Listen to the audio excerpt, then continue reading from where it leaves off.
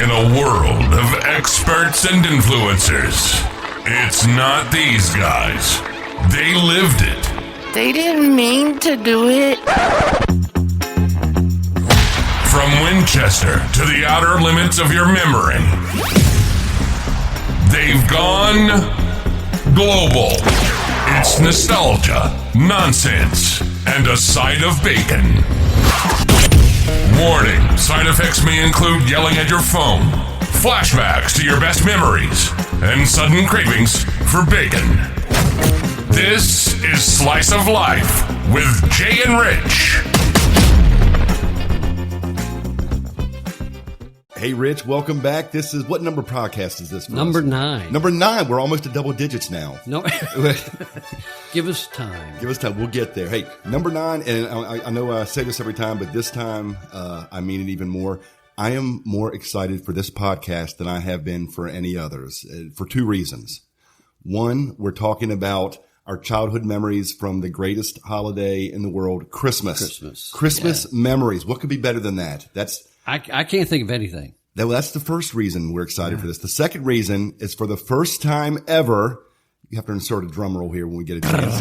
But Really bad. we have our very first special guest on our podcast today, Rich. We do? We do. Do we believe know or who not. it is? Oh, this is, well, I thought about this before we announce who our surprise guest is. I think we went about this the wrong way because this guest, I cannot hype this person up enough. Guest is so spectacular, so fantastic, so terrific that any other guest we ever bring is going to pale in comparison. So we're going Tony all the in Tiger. today. Yeah, forget it. Yeah. And I'm glad we have this person here for Christmas because this person is also a Christmas nut just like us. Yes. And we were talking a little bit about, the ghost of Christmas past and memories and all. This person also is responsible for a lot of my favorite childhood memories, more so his voice than anything else through the years. Yeah. Do you remember listening to the radio on the holidays and you had that voice, the voice, I call it the voice of the valley. Yes. I don't know if that's been coined, but I'm going to coin it. The voice of the valley. Yeah. Iconic, legendary. Yeah. So are there any voices coming? Do I hear any voices? Ebenezer Weller. What is that, Ebenezer Foreman. It sounds like the ghost of Christmas past, but I recognize the voice. Yes. Ladies and gentlemen, we have the one, the only, the legendary Barry Lee. Thank you, Barry. Hello. You guys, man, you're too kind. What a build-up. I hope I can live up to this, man. Oh, please. Man, you but see what act you're following here. No, I'm impressed with your setup. Love the studio. Man, you got all the Christmas decorations up down here, Jay. This feels like Christmas. I'm in the mood, man. Yes, let's I'm in go. the mood. I know you have a lot of Christmas memories because you've shared several of them on the air with us over the years. Yep, lots of Christmas traditions. And I like the fact that with the two of you, with your podcast, you cover the 70s and the 80s. Yeah. By inviting me here, you've got 2 more decades, the 50s and the 60s. Yeah, we're expanding. You expand. And I think, it was very appropriate for your Christmas show that you have a guy with a white beard and white hair. So Besides me. Yeah. But it all makes sense. And the promo video that people will see, I don't have a white beard. Just in real life. Yeah, just in real life. No, but it's an honor. Thank you for inviting me. This is fun. It's an honor. I'm already over here perspiring. Just from the Rich is starstruck here. He's Yeah. sweating, stumbling over his words. It's, wait a minute. Are we recording? Hey, so I want to dive right in, guys. Yeah, we have a lot to cover here, a lot of fun stuff to cover. Do you guys? I'm not going to make it as broad as what's your favorite Christmas memory. We'll get a little more specific than that. Where did you land when you were growing up as kids? Was Christmas Eve the big night, or was Christmas Day the big day for you? Everybody's different on this, so I'm just curious. What was big for you guys? Christmas Eve. Christmas Eve. My mother's family, when she was growing up, it was always to decorate the tree on Christmas Eve. So, man, bringing out those old boxes of ornaments from the years you hadn't seen them. It was like being reacquainted with old friends, decorating the tree. It was magic. I mean, of course, you couldn't sleep all night because of thinking what was going to be under that tree. Right. But just being reunited with those old ornaments that you hadn't seen in a year to a kid, man, Christmas Eve was big. And I always requested for Christmas Eve dinner, and I asked my wife to do this our first Christmas together. I said, hamburgers and chopped spinach and French fries. Well, that's your Christmas meal? That's your tradition? Christmas Eve. Christmas Eve meal. Yeah. Wow. How did that start? I don't know. Just one Christmas Eve, I guess my mother made hamburgers and chopped spinach and French fries, and I requested it the next year. Now we do tacos on Christmas Eve. Okay. Okay. So it's changed a little bit. Oh, yeah. Big time. Yeah. Trust me. Well, let me back up for a second here. So you didn't have the tree decorated for all of December. You actually trimmed the tree, decorated it on Christmas Eve itself. On Christmas Eve. And then as we got older, we realized, man, we're missing out a lot of Christmas. So as we got older, we started decorating earlier. Nice. Now, did you have a favorite ornament of all you told me? I love that imagery, reacquainting with old friends, putting this up there. Yeah, there was one that my mother had handed down, and her father had sold it in his little grocery store in Boyce, but it was like a winter scene. It was had the glitter on it, reindeer in a forest. There was a bunch of those. Yeah. Nice. And then the old bubble lights. Yeah, the old Those were cool. Those were cool. Yeah. I have one from my grandfather, and his tree, which is just one of those really thin glass ornaments that's kind of dimpled in. Yeah. And they're super fragile. But we used to do the same thing when I was little, all the way up until I was probably maybe 12 or 13. I remember decorating the trees, making popcorn, what do you call it? Strings, thank you. Yeah, wow. And putting that on the tree. And at some point, that actually went away like you, Barry, was we started putting up the trees earlier and doing things. But Christmas Eve was always about, we didn't have like a tradition of, food or anything. I always ate the popcorn strings. That's why they quit doing that. We ran out, and we made those. And people make fun of them now for Halloween, but they were still available during Christmas. Was popcorn balls. Sure. Yes. Yeah. I think didn't you make fun of that on social media? And wax lips. No, we didn't do the wax lips.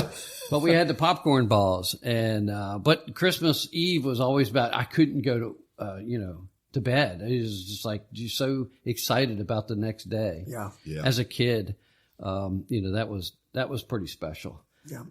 So did you have a memory? Or I'm with you guys. It was Christmas Eve. Is, and probably always will be. That's the big evening. All the family gets together. We hang out. We exchange gifts, and then of course Christmas morning is always fun too, because you get to see what Santa left for you. So, but Christmas Eve was always the big one. And our, I don't know how this started, but like your hamburger and French fries and chopped spinach, we always do peeled shrimp. Oh. I don't know how we get a couple pounds of it and just have snacking a bunch of shrimp and a couple other things, but it's my favorite night of the year. It makes the house smell like Christmas. Yeah. Yes, exactly.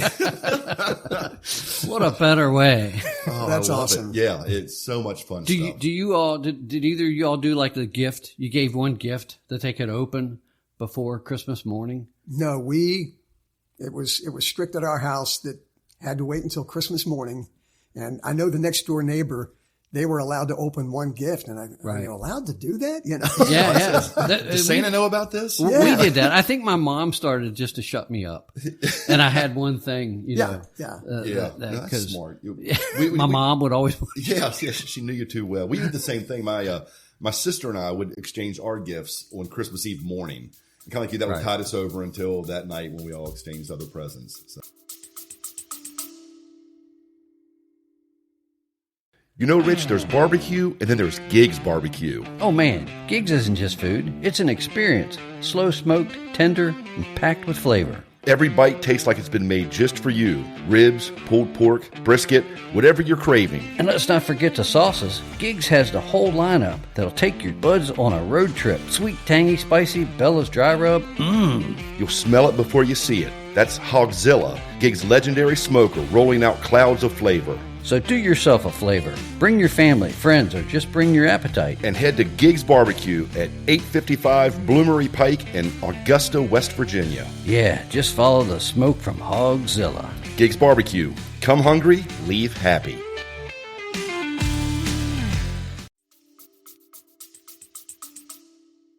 Yeah, I don't remember, to be honest with you, I don't remember the gifts that I opened I do remember the mornings of. And so, but do you remember what the greatest still gift that you ever got under the tree was as a kid? Absolutely. I do. What was it? Was 1972. Well, you know the year. Oh, yeah, absolutely. He had this answer locked There's and loaded no, here. it's just like, it was, as a kid, you're always watching the commercials on TV for the latest toys and so forth. And it was the wheelie called the wheelie buggy. And it was one of the original remote controls where you had like the 18, D batteries in the remote. Yeah. And it's wired to the toy. And I remember, we had a mantle clock that set up, and you could hear it ring every hour. It actually did the quarter hour and half hour. And it actually came from my great grandmother's house. I have it in my house today. Oh, wow. But I don't let it run because I'm afraid it might wear out. Oh. But anyway, you hear it. Batteries, you'll be fine. It doesn't run off of batteries. It's from like 1940, I think. But anyway, every hour I knew I fell asleep, but every hour I would hear that clock ding on the hours, right? And at 5 o'clock, I got up at 5 o'clock because we weren't supposed to get up until 6. But I went out and the tree was lit and glowing and it had all the gifts underneath of it. And they were all piled up. And there was one that was sitting on top of the boxes was the wheelie buggy. And I played with that thing until it didn't have any wheels anymore. Wow. And I remember showing it to my friends. My friends probably thought I was such a dork, which they do now today anyway. But watch this thing go, and I had pictures of somebody that has one. And I think the company that made it was called Ideal, toy company, which they made another one that I had when I was a kid. But it was actually before this one. But this was the greatest one that I could remember. Wow. And it was my favorite. The wheelie buggy. And I told my wife, I said, if I could find one that was reasonable, I'd buy it just to have it. Yeah.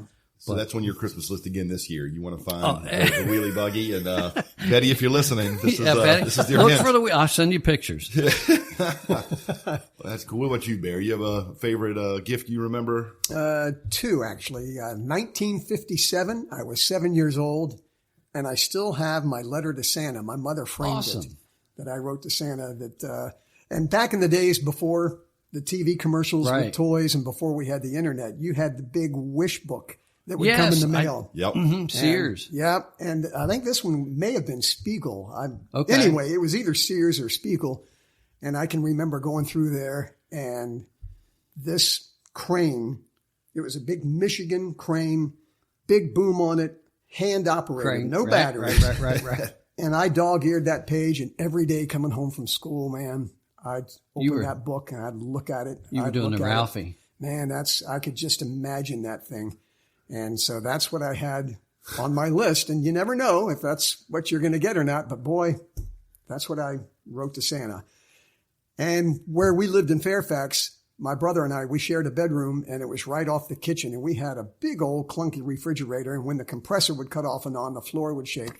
But we woke up in the wee hours and we're whispering, do you think he's been here yet? And, heaven forbid if he catches you awake. And so we're in silence. And then that refrigerator compressor, boom. Was that him stepping? Is that him in the living room? Yeah. And man, waited. And my brother said, after we waited a while, he says, I'm going to go out and just take a peek.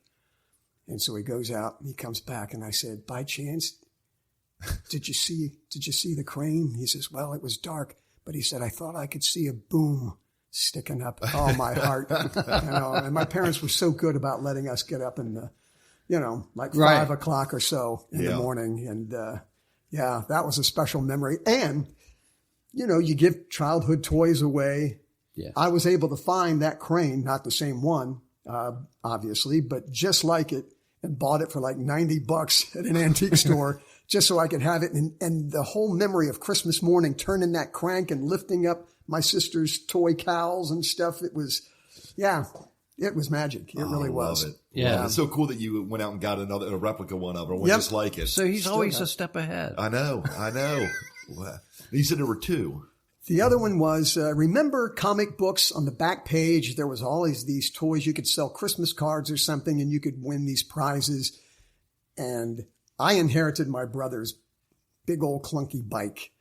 Right. And on the back of these comic books, English racers, 3-speed. Oh, I remember those. Hand caliper brakes and the reflector on the back fender. And I dreamed of that for years, and never realized it was a total surprise. Christmas morning, 5th grade, there it was in the living room. The neighbors had been hiding it. Oh, nice. And I was out there. It was still dark. This had the generator, I'm riding up and down the street. I polished that thing Christmas Day. I think it's a wonder I didn't, rub the chrome off. So you had the light generator that would flip over to the wheel. Yeah. And light as you rode. Yeah. Wow. So those were the worst, but they were the coolest thing at the time. Yeah. Man. You couldn't see very far. No, you couldn't, but I didn't care, man. That's Just right. riding that bike up and down the street in the dark, it was magic. What about you, Jay? I remember. I can't remember the year. I'm not as on top of it as you guys this morning, but I remember it. I still have this actually. I never got rid. I still have it, just like new. It was a Tonka truck. It was called Big Duke. This was a big one though, but it was back when the Tonka trucks were metal, right? Metal, and it came with the like a rope, a forklift or something on the front. You could like get other cars and pull over, ditches or your couch or whatever it was going to be. But, and it had a guy and he's wearing this like 70s style leisure suit. I don't know if he's Big Duke or the truck's Big Duke. It was never clear, and he rides around in that. The top comes off and it's just the coolest thing ever. And I pushed that thing around and throw all the Hot Wheels cars in the back and my Smurfs and other toys and drive them all around. So cool. But yeah, I wanted that thing. Again, it was a Sears catalog. I dog-eared it, circled it, made sure my parents knew that this is what I wanted. Then hedged my bets, wrote Santa. I was covering all my angles to make sure that this thing was going to show up on Christmas morning. So so it's so much fun. You have those things, and I'm looking back now, I don't know whether it's just that cool of a toy or it's just that combined with the nostalgia of Christmas morning. You're driving it around there too. Well, the magic of what you saw in that catalog and hoping that Santa got the message, as you said, right, and then to actually see this is it. It was delivered. It's here. It's here. That was awesome. Yeah. Let's just say I remember it's a super vivid memory. Just walking out and I could see the tree and the glow of it and that wheelie buggy sitting there. So that's actually what I think childhood is about. Yes, indeed. Your dreams, your thoughts, because you're not tuned into adulthood. Right. You're like, this is magic. Yeah. Yeah, absolutely. Just like falling asleep on the couch, but waking up in your bed. It's like you're a time traveler. Exactly. No. Now, were you allowed to get up in the wee hours? No, I think it had to be. I think it was like 5. I think that was the. That's pretty wee hours. That's pretty wee. Yeah, it's still dark. Yeah, still dark. Yeah, but I was ready for that. It was. Waking up at 4 and lying there saying, "Oh my gosh, we have to wait another 60 minutes to wait to get out of here." Time was like so slow. Oh yeah. Now it says everything's super speeding by. I mean, nowadays, I'm knocking on the doors, waking up the kids and Angie saying, "Guys, come on! It's you're sleeping in." It's interesting that you mentioned that because we thought there was something wrong with our kids. I mean, here we were both Christmas enthusiasts. Christmas morning, we're laying there, and it's starting to get daylight, and they're still sleeping, and there's no sound. I go, "What is wrong?" Right. I mean, and so I'd go down and turn the tree lights on, and come to find out. When my kids were adults, they just shared this with me about 3 years ago. They were up way before we told them it was time to get up. And they were checking out what was under the tree in a very dangerous sort of a way. My son, who's 3 years older than my daughter, Brian, would hold Brooke by her ankles and she would lay on the steps looking down to see what was under the tree. Mission Impossible. Yeah. And I said, boy, that put a lot of trust in Big Brother holding those ankles, while she laid on the steps looking down to see the tree. And then they'd be up and talking. We had no idea. That's pretty cool. That's great. I love it. My thing was always, this day comes once a year. It's my favorite day of the year. I want to soak up every possible minute I can of this. Yes. No sleeping in, right? No going to bed early. Let's enjoy this. Yeah. And always that sad feeling at the end of the day. Oh. When things are winding down and you've had the big dinner and maybe people are going and then it's like, Oh man, it's just it's a sad feeling. It is. You know? It really is. Hurts your stomach is. But that's actually, I think, why now the movie Christmas Story Yes. is so loved by everybody, because it for people of all ages, but our ages mostly, it relives those moments. Yes, indeed. You know, the excitement of the kids, Ralphie wanting he's covering all of his bases and all that. And then at the end of the day, they're all sleeping with their toys. Oh, on the yeah. floor. Oh, remember I took my football helmet to bed with me. You know, I mean, you slept with your toys. Yes, exactly. You know, exactly. I remember sleeping with, talking about that, I slept with a Hess truck. You know, remember the Hess trucks? Yeah. I think they're still available. Oh, the gasoline truck. Yeah. And it had a light. The headlights would light up. Yep. And battery. And I would sleep with it. And I remember having it under the covers and turning it on. You could see the glow. There's your nightlight right there. Yeah. It's perfect. When you talk about Christmas Story, did you guys happen to see the sequel that they made last year? Last year, the year before? I rewatched it because we talked about that. You and I did, and I never watched it. It's really good because with the first one, in my opinion, the first one really, like you said, brought back the nostalgia of what Christmas memories. This is one. It takes place decades later, where Ralph is an adult now, and it's almost like he's turned into his dad. And you're seeing Christmas from a different lens, as a parent as versus a kid. It was very well done, I thought. So it was a little sad. For me, it was a little sad, but I don't remember the ending. But I did watch the movie. You got sad at the beginning. I was just sad. Yeah, because his father. You're trying to sell this movie. I have the bobblehead of the old man. Oh, okay. You know, so he's passed away. Yeah, and that was sad. Yeah, So I might try to watch it again. Yeah, we get plenty of time. Take a break from your Hallmark Christmas movies and then check out. Well, let me ask you guys this: we're talking about childhood memories. I feel like this has been somewhat lost. So tell me if you guys still do this. But I feel like with Amazon and everything else these days, that we don't have those moments of going out shopping anymore. And especially, and I'm going to throw this mostly for guys, throw guys under the bus. I remember in my teenage years being out at the Apple Blossom Mall on Christmas Eve. Amen. Yes, thank you. Amen. And Spencer Gifts, finding that gift for your mom. Wait, Spencer Gifts for your mom? I don't know about that. But the black light you wanted. No, the black light, yeah. So your posters lit up. But that was so much fun, and you would run into so many people you knew. Amen. Right? Amen. Yeah. You wanted to be a part of that hustle bustle, and you'd stood the risk of not finding that gift. Maybe it was sold out.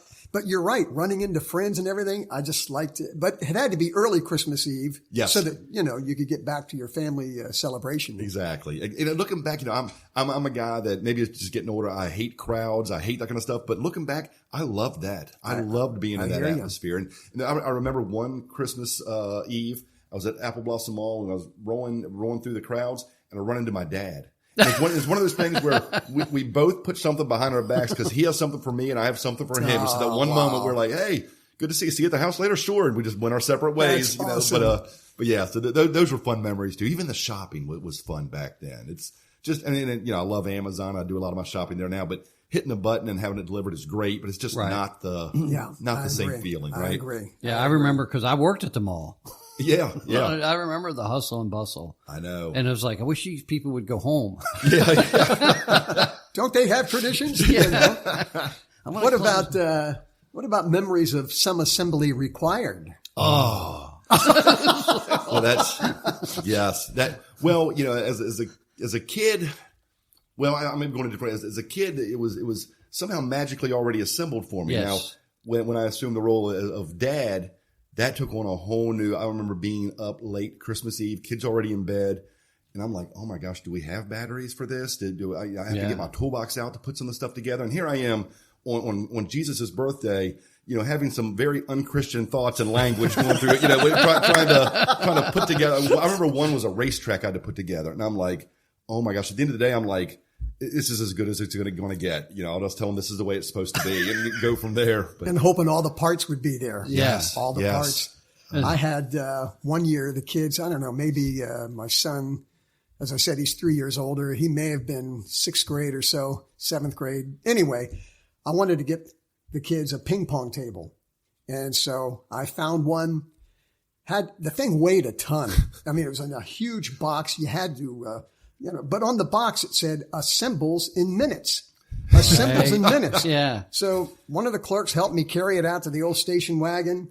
I hide it in the garage, which is easy to do with a lot of junk in there and drape stuff over it. So the kids go to bed. I go out to the garage, and it's a freezing cold night. And I go out there and I finagle the thing out there. Again, it weighs a ton. I pull it out. Well, the table has to assemble in pieces. And I thought, assemble in minutes? What they meant was once it's assembled and upright, you can play in just minutes. Oh. After it's assembled. I was out there. I couldn't feel my fingers or toes. I went in and told Mary, I said, this thing has to be totally assembled. There's so many parts and leaves, and the table would fold up. And she says, well, just leave it there, and then we'll take them out there and show them. I go, no, I want them to see it. I don't know what time I finished. I don't know what time, but it took me until Christmas dinner to thaw out the next day. It was so cold, but it was, some assembly required. That assembles in minutes. No, that was a fib. I used to give my kids and say, here's the batteries. The toys are not included. Yeah. Oh man! As frustrating as all that was, you look at it now, and it was a rite of passage. Absolutely, right? Yes. We remember it. We can laugh about it now, but everybody should go through those moments where, like, oh my gosh, what am I doing? I know there was one I was like, I don't know if I'm going to make it. And I know. By the time the kids are getting up at 5, and you were were like 4 hours left. Yeah. You were paranoid that they were going to come down and catch you. Yeah, right. Exactly. Your son there was holding pressure. his sister by the ankles. No, I assembled it out in the garage, but makes me shiver to think about it. I remember my dad. My dad told me this story. He got me a drum set when I was like 8. I don't think people do that anymore. There's a reason. Yeah. But he said he had to put it together. Now I don't remember, all the components that have to be put together, but he actually ended up throwing it in the back of the corner of the house. He got so mad behind the couch, and I never got this drum set, which was probably a good thing. What's even worse is he told you the story after the thing. Here's what you would have had. I was like, I got you a drum set one year, but you never got it because I couldn't put it together. Oh man! Wow. Let me ask you guys a question here. What camp do you fall into? Artificial or real trees? Well, I love real trees, but and we did real trees for years and years, but now we've gone to the artificial trees. Yeah. So, Same here. With the kids, small originally, and the look on their face like, what in the heck, a tree in our living room? Right. To watch their faces and the smell and the sticky sap and everything. But now it's just the simplicity of using the same tree every year. And especially now that you don't have to, they're pre-lit. You don't have to worry about the string of the lights. It's just, hit a button. Or actually, these are remote controlled now. I mean, they've come a long way. But I was the same way with as you guys. But when I was younger, I said I was a traditionalist, and I said, absolutely, I will never have an artificial tree. That's just not Christmas. I wanted, and I love the experience of going out, getting a tree cut down with your family out in the field, dragging it back. Everything about it, right, was magical. And then this is Angie and I had just gotten married before kids. So this, I guess, 20, 25 years or so ago, and went out and got the real tree, put it up, looked great, fluffed it out, did everything. What I didn't realize was there was poison all through the tree. Oh, I had poison oak all over my hand, all the way up to my elbows. To open it up Christmas gifts on Christmas Eve, I had to wear socks covering up all that, because it was so miserable. And I'm like, never again. That was the deciding moment right there. Yeah, that would do it. Yeah. Oh man, I can't imagine opening presents with socks. Oh yeah, it was awful. Can someone help with this, please? Let's see pictures. Where's the pictures? Oh, no, it was nasty though. But I do, and I love artificial trees now. And honestly, a lot of times they look nicer too, but you don't have the bare patches there where you turn in the corner. But I do miss going and cutting them down though with the family. They don't miss that, but I do. Yeah. I remember one year we lived in Clearbrook at the time, and it was -degrees. We went out and got, because we got the tree on Thanksgiving, or I say the day after Thanksgiving. So we would go over to a tree farm in Clearbrook, which is only about a mile down the road, and it would snow. Amazing. Imagine that. We haven't had any snow in like the last decade for Thanksgiving, but it was so cold And so we go, and they have the horse-drawn carriage. So you get like a family on this, and these horses take you over, and you get your tree, and you bring it back. Well, we put it up, and then with 3 days, it died. Because you have to water it, Rich. Yeah, no, it was from the change, because it was so cold out that it died, before Christmas. Wow. First your pet rock, now your tree. You're not having very much luck with these things. Pebble. His name was Rocky. I didn't get him for Christmas. Let me ask you guys this: Did your families or your moms ever have any special Christmas cookie or Christmas dessert or any kind of sweet that they would make that you still have fond memories of? Yeah. Yeah, no, I didn't. She would make German chocolate cake every Christmas, and her sugar cookies with the icing on them. Oh, unbelievable. And then just regular good old-fashioned Toll House cookies, but they tasted better at Christmas. I don't know why. Of course. And what I loved was, even though it was sad Christmas night to say, well, it's gone, but when you're off of school that next week and getting up early in the morning and grabbing those cookies and looking at your toys, that was magical too. Yes, absolutely. Absolutely. Have a cookie for breakfast? Cookie for absolutely. breakfast, Before anybody got up. Absolutely. Absolutely. Oh, no one Santa. can tell you no. These were for Santa. He left some for me. Yeah, my mom always baked and still does. They're kind of like sugar cookies, but they're in the form of candy canes. She kneads them into looking like candy canes. And it was like part of it was white, part of it was red. She used the food coloring. But then she would always make me a separate batch and put blue instead of the red because I'm a Colts fan. Yeah, so I'd always have those, and they were so good. I love them. I remember I liked these things so much that she made me an extra batch to take back with me when I was in college after Christmas break. And I took them back, and I was very cautious with who I would give these to because I, wanted to. There was only a finite amount. I had to, make sure I got my fill. But one of my buddies was over, and he was like, "Hey, these look good. Can I try one?" I'm like, "Sure." So I let him try one of the cookies, and he was like, "Oh, this is disgusting." He goes, I hate that to the point, and I was so offended. I was so offended, right? I was so territorial about these Christmas cookies. We actually got in a fist fight over there.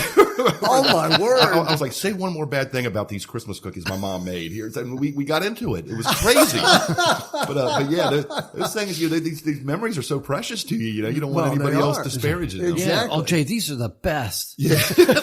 When you have that face, these are the best. Yeah, he could have just said that, right? Yeah. Wow. Yeah. Well, he wanted to be honest with you. But I'm hoping my mom hears this and remembers to give me my cookies this year for Christmas. And know that you came to her defense big time. That's right. I don't think she ever heard that story. The burgundy and white are fine with me because I'm a Commanders Redskins fan. Oh, that's right.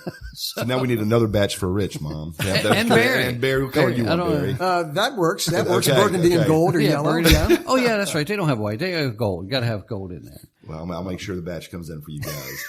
Wow. It's like a letter to Santa. I'll pass it on and see what happens for you guys. See what happens. Does your mom listen to She does listen to it. That's our Stephen City demographic. My mom. Oh, man. Did you guys ever have? We were talking about the trees, and I remember one year when I was very small, and we lived for a short period of time when we moved back from Arbutus, Maryland, with my great grandmother in Martinsburg, and she got one of those silver Christmas trees. Oh yeah, yeah. That was very sparse. It's not as full as what we see today, and then she had this, and I don't remember any lights being on it, but I do remember Christmas balls. And then, she had a light. It was a color wheel. Color wheel. Ooh. And it was just a spotlight, and the color wheel would change and it would flash up on the tree, and you could see it behind the tree on the walls. Oh, that's cool. And don't touch it. Because if you touch it, because I did, and you get burnt. Oh wow! So I don't know when they went out of fashion, but we had one of those one year. It sounds like a fire hazard. I think it was, and you talk about the time because the house was very very reminiscent of the Ralphie house in in the Christmas Story. Your leg lamp. And you had like all the light things plugged into it. Yeah, into the outlet. Yeah. Like 15 things into one outlet. Oh, it'll be fine. Just put a surge protector on there. Yeah, well, they didn't have surge protectors. They had fuses in the basement. Yeah. Did you guys have those? Now the modern days with LED lights, it's like what you can plug like 15 Yeah, exactly. which is nice. Yeah. Did you guys ever have one of those? I know you remember them, but did you have a tree like that? No, our neighbor did, and we were appalled that they put their tree up, and we could look across the street and see it Thanksgiving Day, and Through the window. Yeah, they had it in their front window, and it was cool, from our bedroom to look out and see the light on that tree and everything. But I was just shocked, like, wait a minute, what happened to Christmas Eve? Right. But that was when we had moved to Florida for a short time, and for a long time. But they did things a lot earlier than we did in Fairfax.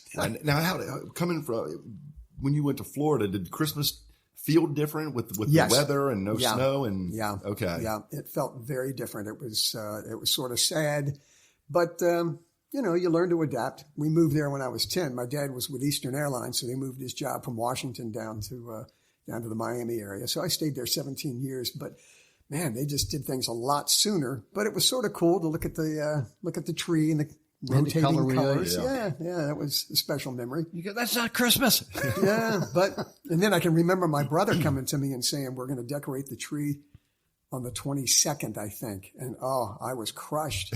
I mean, it was, but it was okay. Everybody else was decorating early, but I can remember giving up that tradition was hard. Yeah. Traditions. Speaking of traditions, did you guys always leave out cookies and milk for Santa and a carrot for Rudolph?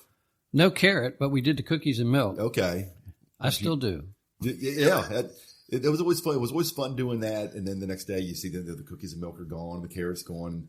And of course, when you start assuming some different roles when you become a parent, then I always made a deal with Angie. I'm like, okay, you eat the carrot, I'll eat the cookies there. We'll just keep that as a tradition now. I just stick the carrot back in the fridge.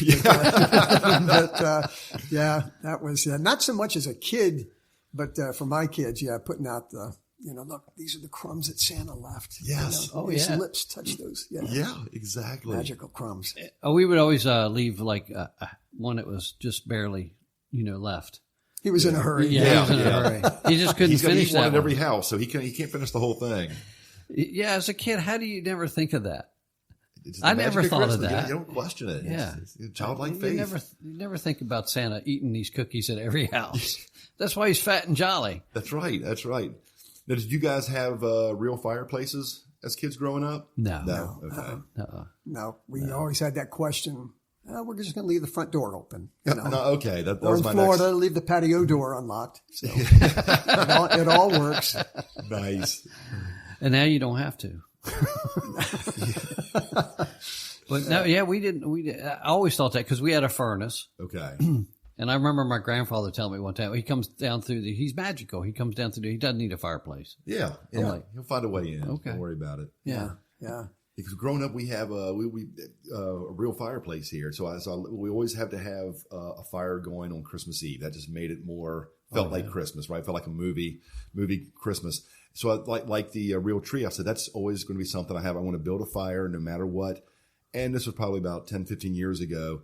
It was unseasonably hot. It was like 80-some degrees. And I'm out there. I'm like, I don't care. I'm putting it in there. My Christmas. So all the family is just sweating. And I mean, we're down to like shorts and T-shirts. I'm like, okay. They had an intervention with me after that and said, no more fires. Unless it's, below 50 degrees, give it up. And speaking of stockings, hung by the chimney with care, do you still have your childhood stocking? No. I do. Do you really? I do. Awesome. I do. And they were small. And the name... It was, she got it at a department store, I guess, in Fairfax, and they would put your name in glitter and cursive writing. Right. Nice. And it was so small. And of course, there was always an orange and nuts, and then some candy or something. But, still, we hang up that old ratty stocking. I love it. Now, when you were a kid, did you come on Christmas morning? Would you go to your stocking first or under the tree first? Wow. I think probably the tree first. Yeah, the tree was always. Go for the big ticket items first. Yeah, then go over to the stocking can wait. Yeah. Yeah. Yeah. You're saying the same way, Rich? Yeah, absolutely. Okay. Tree first. Yeah.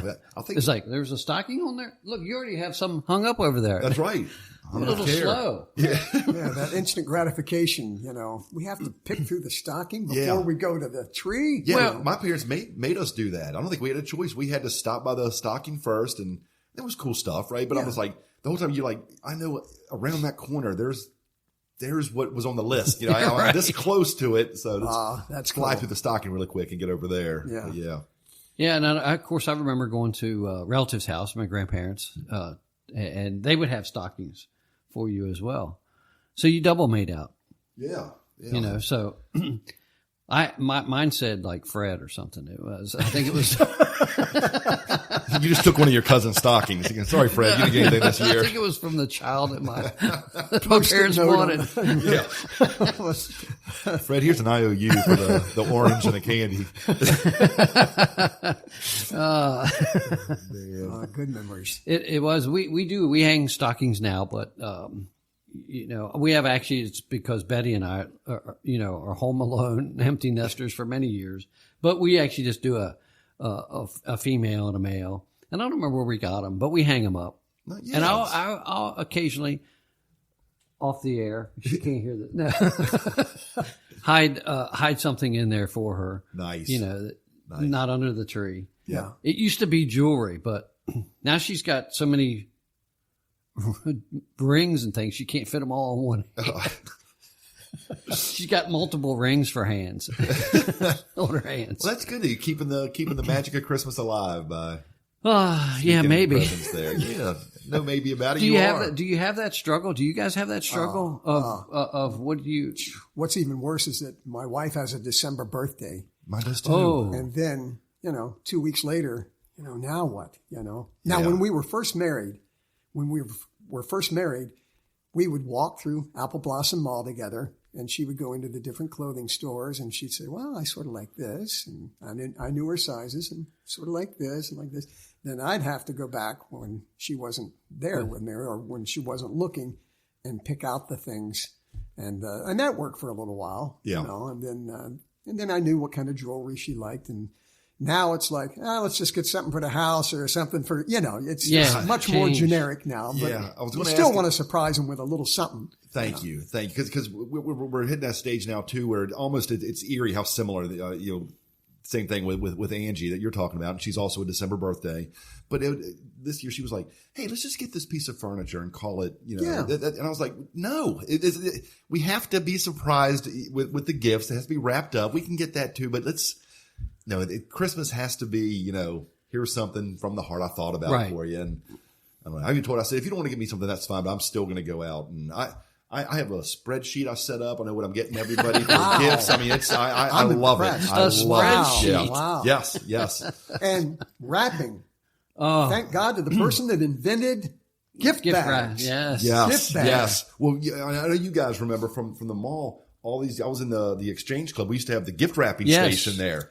And it was just insane. It was, the line was nothing but dudes. And they're like, hey, if you can do this for us, we'll pay you. It doesn't matter what it costs. If you wrap this, make it look pretty, we're out of here. Yeah, it was a donation, right? It was a donation. Yeah, right. And I found it was a great thing to get in my volunteer hours when I was part of the Exchange Club, because I found out this by dumb luck. If you go there and if they see a guy there at the gift wrapping station, they're going to keep walking right past you. They're going to wait till a woman comes and says it, because they know we're going to be horrible at gift wrapping. So they just keep walking by. They even come and say, when's your shift over and who's coming in next? I'm like, oh, we have Nancy such and such. Okay, we'll be back at 1:00 to see Nancy. Yeah. So, But when we're wrapping our personal gifts, there's always the intention you start out with the wrapping paper and the tape and doing it, that way. And then, Christmas Eve, it's getting later and later, and you're thinking, going to the gift bags, and the stuff and the tissue paper in there. So the intention is to wrap and go to that effort on everything, but that doesn't last a long time. No, it gets old pretty quick. Yeah, it does. Talking about the mall gift wraps, I don't know if they still do that or not. Yeah, they do. But we obviously, you and I were in the Exchange Club, and on my shift, I always had Betty would go with me. Because she can wrap really well. So you just deferred it all to Betty. I was like, yeah. So you just hold your finger there when she tied your bow, right? Yeah. Sometimes I'd get stuck to the package. I think it was on purpose. But that was fun. Yeah, I did enjoy that. Yeah. Have you guys ever gotten the gift or given the gift that's in one package, really small, and then you just had layers? So each box is smaller and smaller and smaller, and they have to keep, and each one is wrapped. Yeah. I've done that before. I've given them, but I've never received them. When you get down to the end, of course, for me, it would be a box of air. Yeah. You just wasted 15 minutes of your life opening up all those boxes. Yeah. Well, as a kid, you talk about wrapping paper.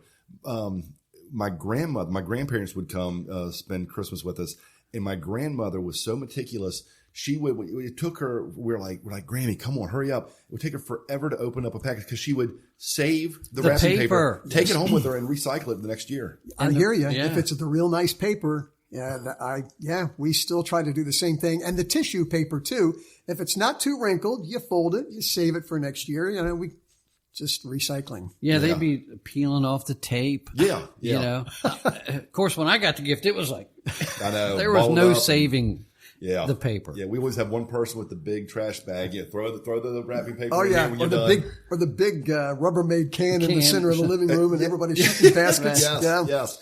Yeah, and then after everything's done, like you said, you sit around, and you're like, okay, what's next? Breakfast. Breakfast. Breakfast. What's to look forward to? You also have those talking about those gift bags now, where it's the first thing we look at. I guess we recycle more than we think now too, because first thing you look at is, did they actually write the name on the card there, or can we actually use this bag again for something else here? So, yeah. Oh yeah. Yeah, you just tape over it. Yeah. Put another sticker on top. Duct tape. It's not obvious. Oh, you mentioned breakfast. Breakfast with Barry. So, plug podcast. Thank you. But yeah, breakfast was a big Christmas morning, thing. So our tradition, I should ask you guys, what are your traditions?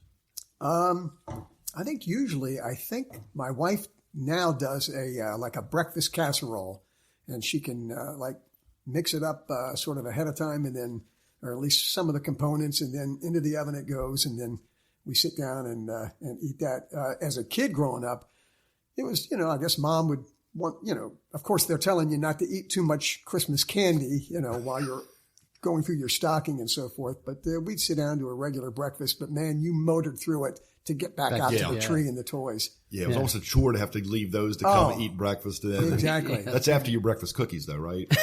Yeah. Oh yeah. How about you, Jay? Same thing. We have a breakfast casserole. We get up Christmas morning, and we do my all extended family comes here for Christmas Eve. Christmas morning we'll get up, we'll go have breakfast at my parents' house. They're local too, so we go do that. Same thing, breakfast casserole, and we all exchange gifts Christmas Eve. But then we also, the year before, we all draw names too, so we each have a stocking for someone too. We'll exchange the stockings Christmas morning with each other after breakfast. Oh, that's cool. That's a neat tradition. Yeah, that's cool. What we do. Yeah, we have everybody comes to our house, and it's actually Betty makes her mother used to make this. It was brown sausage gravy and pancakes, and so the kids love it. And I was like, she does not like it. Betty does not like.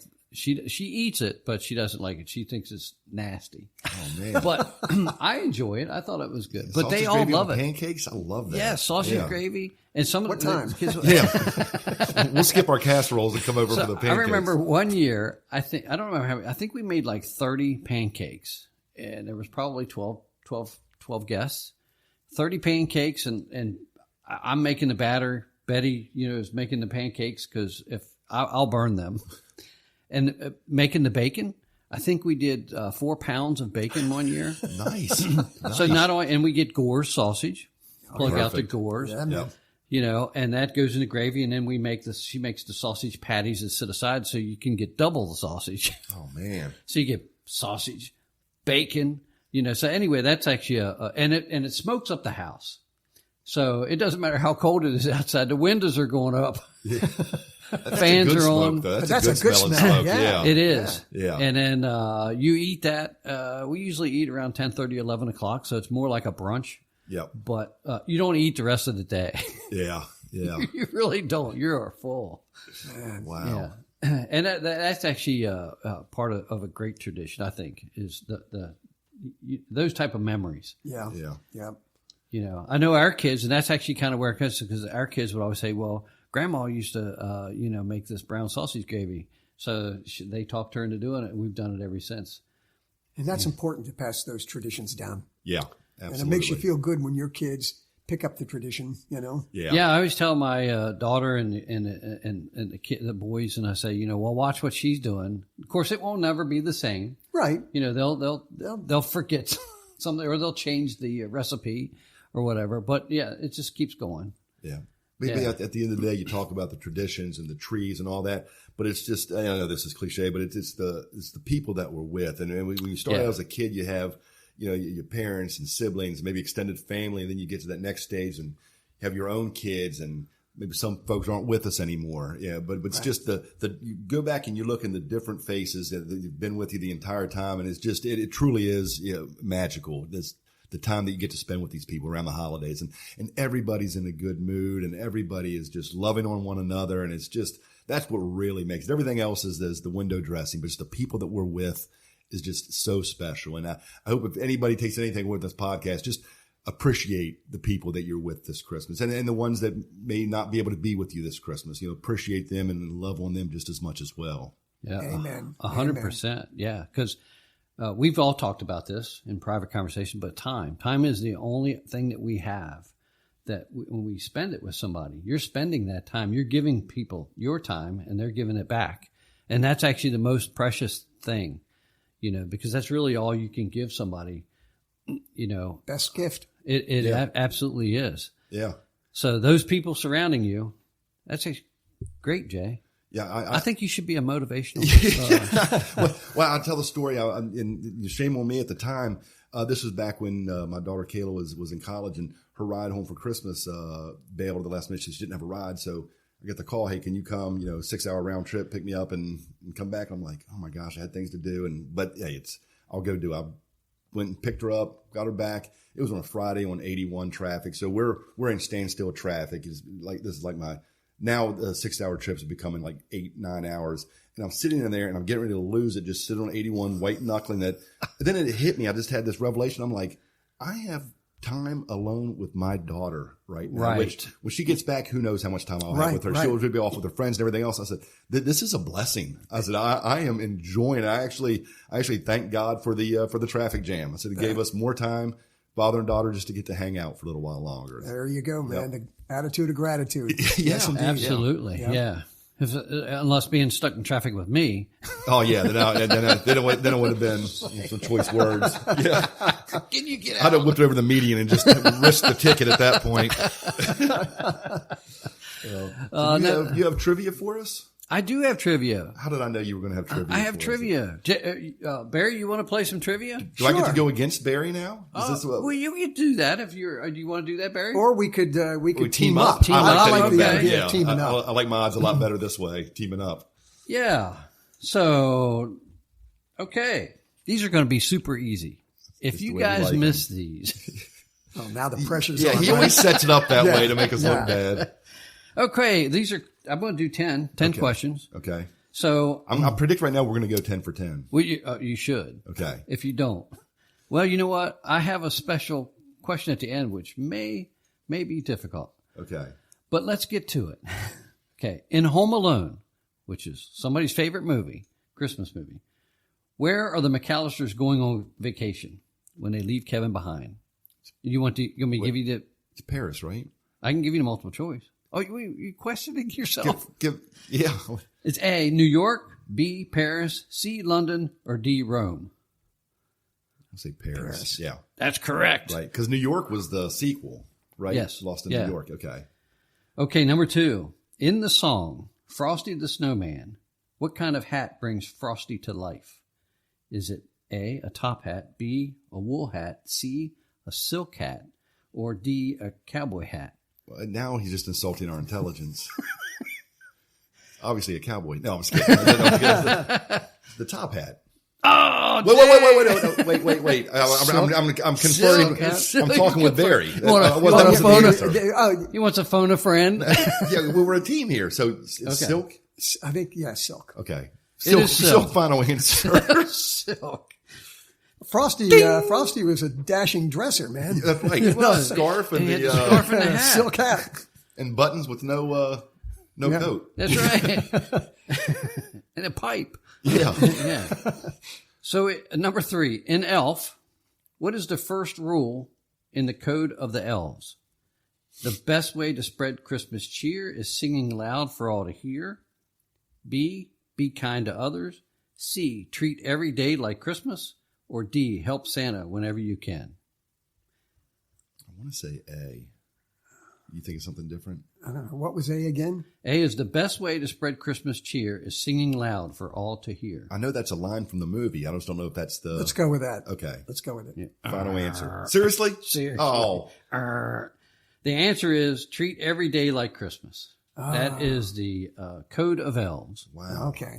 Yeah. You said these were easy. Oh, they were. Okay. Because I have the answer. Okay, number 4. What is the name of the Grinch's dog in How the Grinch Stole Christmas? A, Max. B, Sam. A. A. Okay, I didn't have to go with that. I saw That is Barry nod his correct. head. I just jumped on the bandwagon there. Winner, winner, Christmas dinner. Number 5. In A Charlie Brown Christmas, which character recites the true meaning of Christmas from the Bible? Linus. Yeah. Yeah. Yeah, that's correct. I don't have to give you that. Nice. That's actually one of my favorite. And that still gets to you, Dan. Yeah. That's great. Yeah. Yeah, so it is correct, Linus. Have you been keeping track of your score? We've missed one. Or 1.5. Yeah. Okay, number 6. In It's a Wonderful Life, what happens every time a bell rings? An angel gets its wings. Yes. That's nice. That's perfect. It is. Sorry. Ding, I ding, just- ding, ding, No, ding. no, please. It's Yeah. Well, Clarence. yeah, Clarence. That's a great movie. It is. My It really favorite. is. Yeah. My favorite. Isn't it crazy it bombed when it came out? When Yeah. it first came out? Yeah. When it bombed when it came out, but the message there of the effect we have on the people around us, and you guys talk about how on your podcast, the positivity and inspiring others, and that when that person, if you're not here, the difference it makes in the world, you know, and It so, does. Yes, So, absolutely. No, great movie. Sorry. And they made that. Just a little hindsight trivia is they made that and it was hot. Yeah. And then, Yeah. so the scenes he was sweating. You know, the bridge scene, he's actually sweating from the heat. And the director, Jimmy Stewart, the scene where he's in the bar at his wit's end, Right. you know, he's got to come up with $8,000 and he's sitting there and the tears, those were real tears. And the director said that he ordered them to zoom in and he said, I felt guilty. I felt guilty like I was invading Jimmy Stewart's privacy because he was so into the scene and so distraught. But he kept the camera on there, and man, when that scene comes up, those are real tears. It's a powerful scene. Absolutely. All right, sorry. Next It's question. Okay.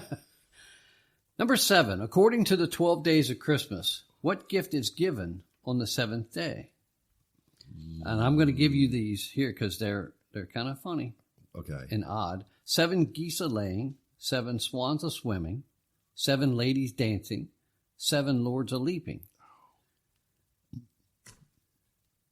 I've I narrowed think down it's, to 2. I'm thinking 7 swans is swimming. Yeah.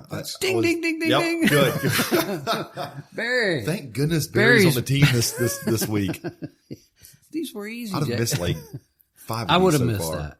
Because I would have I have to sing the song. Yeah, I was honestly thinking Lords of Leaping until you said that. That's what I said it's a little tricky. This No, one, you said these are easy. No, I Yeah, said you that did one was say a little tricky. I set you up. Number 8. In the Polar Express, what word does the conductor punch into the main character's ticket? A is believe, B is Christmas, C is hope, D is spirit. A? Believe. Yeah. Yeah. And believe. A, believe. Nice. You know, I've never seen this movie. You haven't never seen this? Oh, I need Jay. to check it out. You got to watch it. Okay. I know. You being the Christmas. I know. I shouldn't even Yeah. said anything. Edit no. this out later. You ever see this? We're losing credibility with our listeners. It's going to get in a fist fight over the movie. You have to watch it. I will. You really, I will. You should. You should. It's good.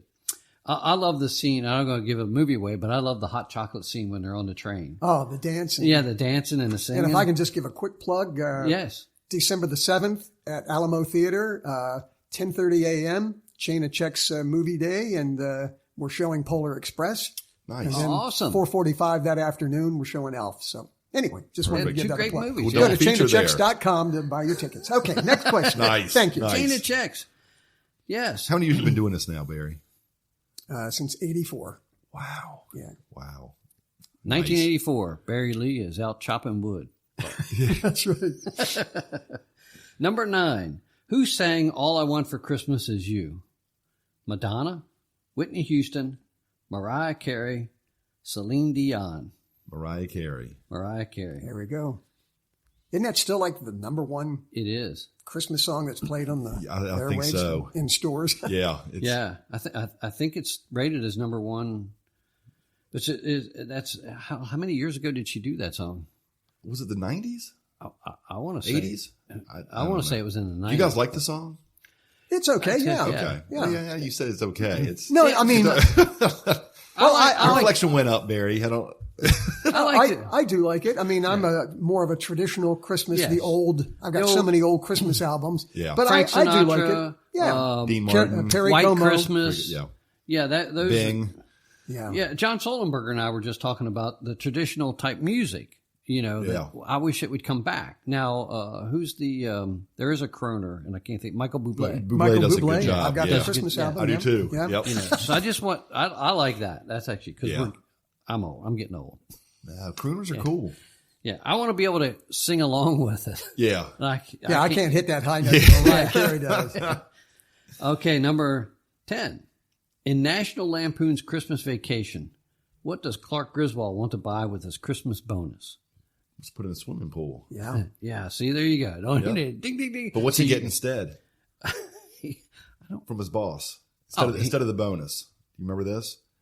Oh, yeah, I do. Now I was like, it was tickets to something, wasn't It it? was a subscription to the Jelly Yeah. of the Month Club. I thought of the Griswold. I thought of that movie pulling up in Jay's driveway here at his nice home. And I thought, man, pulling up in my old station wagon. This is like Cousin Eddie pulling up in front of the house. Hey, Jay! He's saying, don't go fall in love with that. We're taking it with us when we leave next month. He played that role perfectly. Yeah. So here is a double or nothing. Okay. Oh, We're okay. going to risk it all. Barry and I are pushing all the chips in on this one. Where are they? The proverbial chips. So here it is, Barry. Ready? What is the name of the What is the name of the theme song for Barry Lee's Chain of Checks charity campaign? Is it A Season of Hope, B, Together for the Holidays, C, One More Gift to Give, or D, Chain of Hearts? Barry's like, do we have a theme song? I didn't realize we had one. It was written specifically for your show 1 year, and I don't know if you used it ever again. I could be wrong, Does but Mariah I did Carey research it. Yeah. All I want for Christmas is Chain of Checks. And one more time on the options.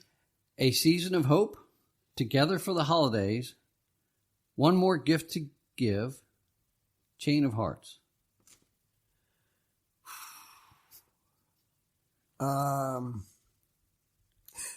What do you think, Jay? Well, while we're waiting for their answers, the Chain of Checks is now going on. Actually, it starts November. Well, we're starting it at Solenberg's Hardware November 20th. Thank you much. Yeah. You guys have always been so kind to our cause. Yeah. C. C. One More Gift to Give. Oh.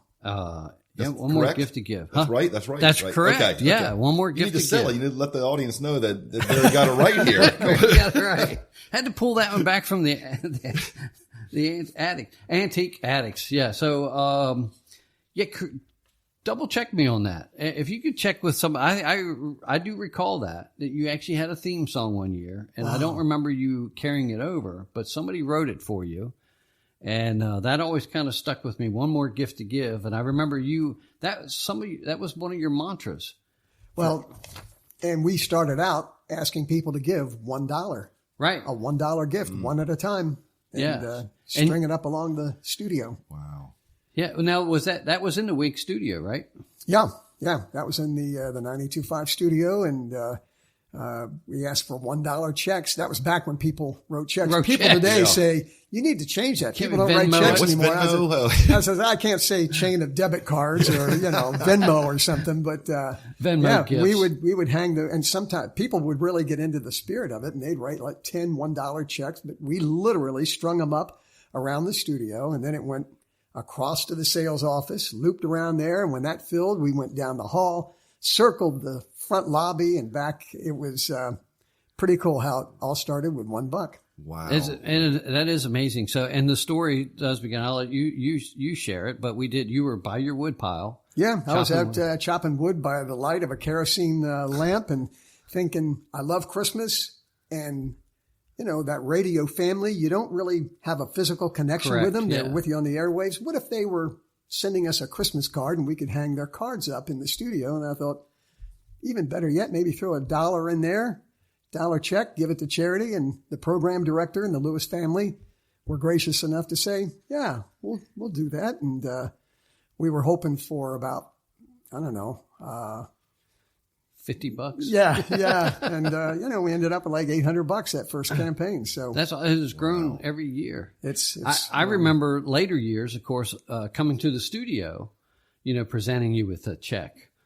From different organizations and businesses and so forth. Yeah, that was with our radiothon. And and we're doing if I can give another plug, if that's okay, on the 7th from the Alamo Theater. I said that Polar Express airs at 10:30 and then Elf at 4:45. In between 1 and 4, we're doing a Face-a-thon. We're going to do Facebook Live every half hour. Cutaways, asking people to come by.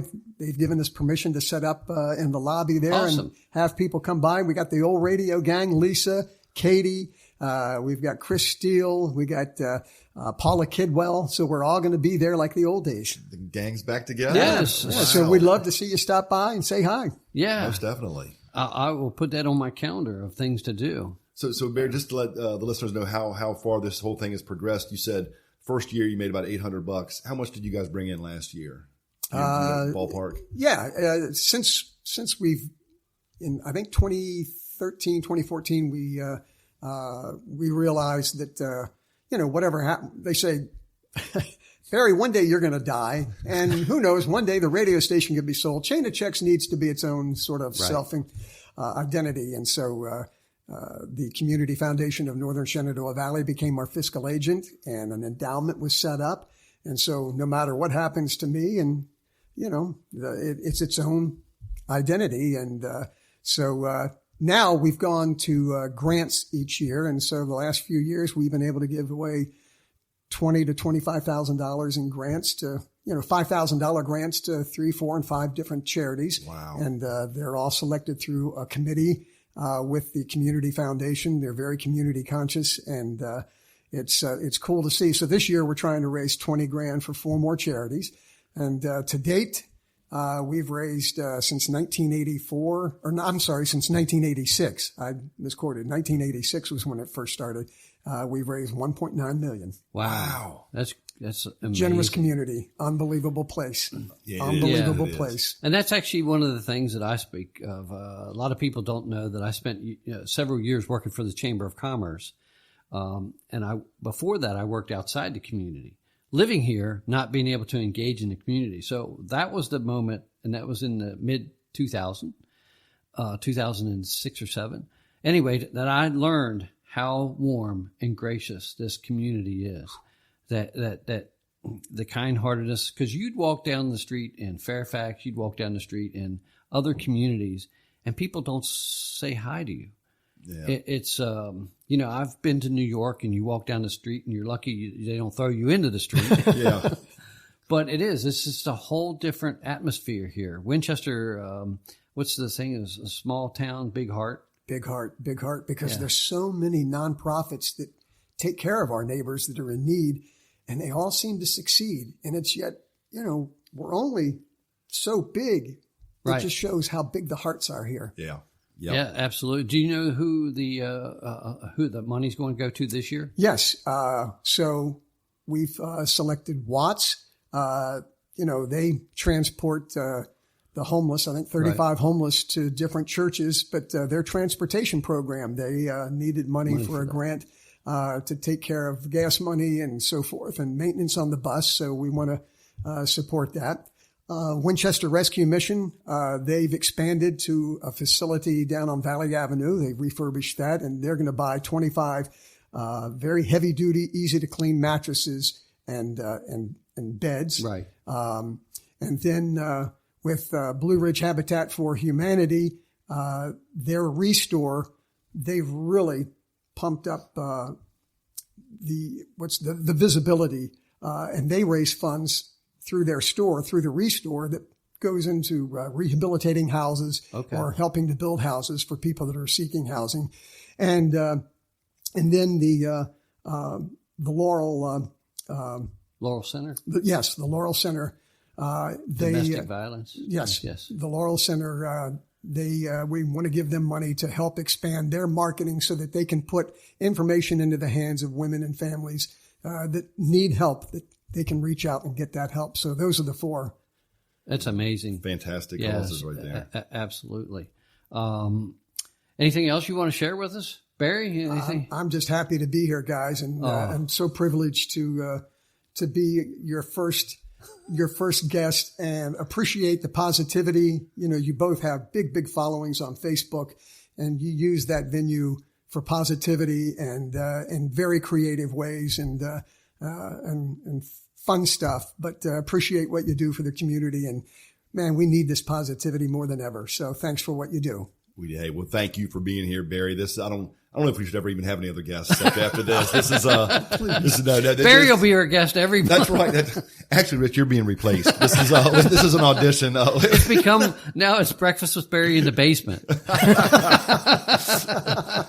No, we appreciate, Barry, not just you being here today, but for all you do for our community, and you are synonymous with our area and with the heart that you talk about our area having here. So we thank you for all of that.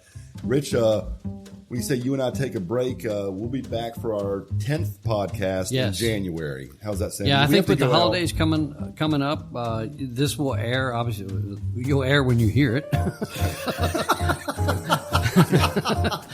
But it'll be before Thanksgiving. Yeah. And then we'll take a break. We'll come back in January. Yeah, we'll be too busy making new Christmas memories this year to get a squeeze of podcast. To get my shopping done. That's right. I'll see you on Christmas Eve at the mall. At the mall, yeah. No, Barry, would you like to take us out? Happy holiday, happy holiday. Okay, folks, on that, we'll end. We're out.